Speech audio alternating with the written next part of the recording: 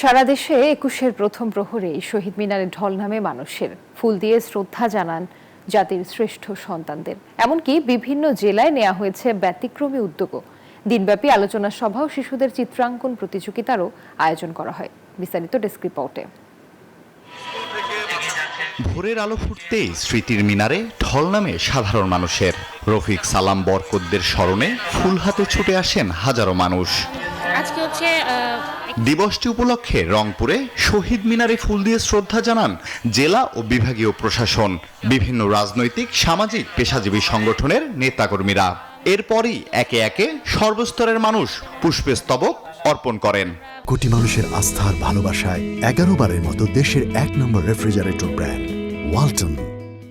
আমাদের আসলেই চাওয়া বাংলা ভাষাটা যেন সর্বস্তরে প্রচার হয়ে যায়, আমাদের ঐতিহ্যটা যেন আমরা যুগ যুগ এভাবে টিকিয়ে রাখতে পারি। আজকে আমি এসেছি আমাদের ভাষাকে স্বাধীন করার জন্য, যারা নিজের জীবনে পড়াশোনা করে তার জীবন উৎসর্গ করেছে তাদেরকে শ্রদ্ধা জানানোর জন্য।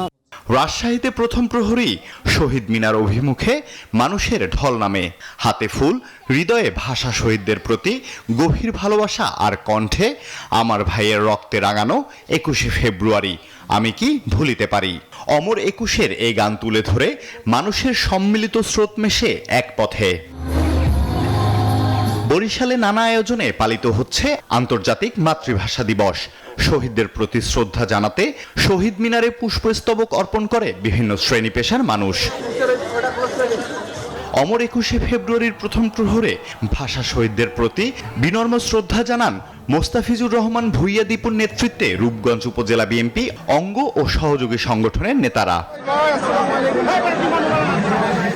এদিকে দীর্ঘ ১৬ বছর পর একেবারে উন্মুক্তভাবে প্রভাত ফেরির মাধ্যমে শহীদ দিবস পালন করেছে সিরাজগঞ্জ জেলা বিএনপি।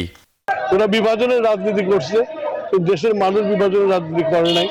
এক হয়ে আজকে মুক্ত হওয়াতে আবার সেই আগের মতো ২১শে ফেব্রুয়ারি পালন করতেছে। সিলেটের সামাজিক, সাংস্কৃতিক, রাজনৈতিক সংগঠন ও শিক্ষা প্রতিষ্ঠান কৃতজ্ঞ চিত্তে ভাষা শহীদদের স্মরণ করেছে। কুষ্টিয়া কালেক্টর চত্বরের শহীদ মিনারে ফুল দিয়ে শহীদদের প্রতি শ্রদ্ধা জানিয়েছে বিভিন্ন শ্রেণী পেশার মানুষ।